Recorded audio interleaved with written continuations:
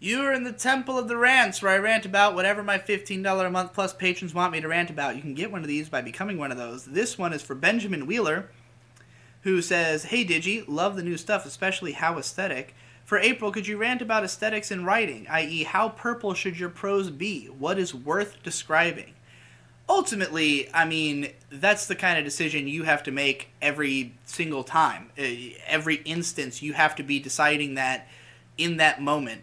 I mean, does it add something to the story to describe this thing? Does it contribute to the vibe? You know, like if I'm trying to talk about, let's say a character goes into a classroom and it's just a normal day in a classroom, if I can assume that the reader has some idea of what that's like, there is no need to go into much detail.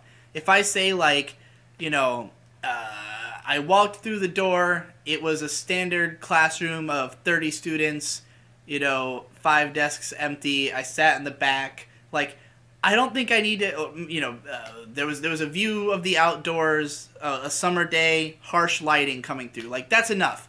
No need to go any further because we all know what a classroom's supposed to look like, and you can stop the buck anywhere at adding more details to that. But unless there's something special about this classroom, just let the reader, default to their understanding of a classroom. Now, let's say that the point is that there's something off about this classroom. Well, now you need to go into detail because you are breaking away from the standard idea of what a classroom is. So, I I roll back the screen door and immediately am hit with this pungent stench of, something resembling rotting grapefruit, yet not quite like any scent I've ever, that's ever met my nose. The chalkboard is crumbling with an acidic texture, as though someone had, as though it were being blasted with heat rays from an industrial heat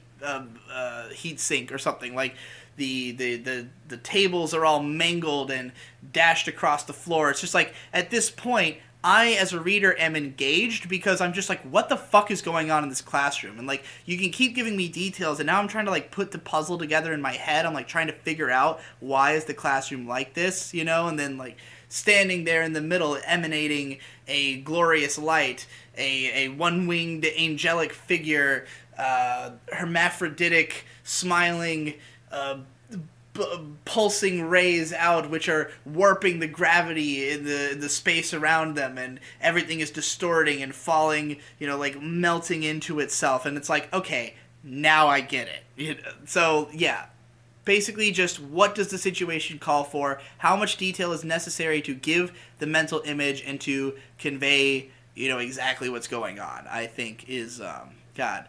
I can't believe I came up with all that off the top of my head.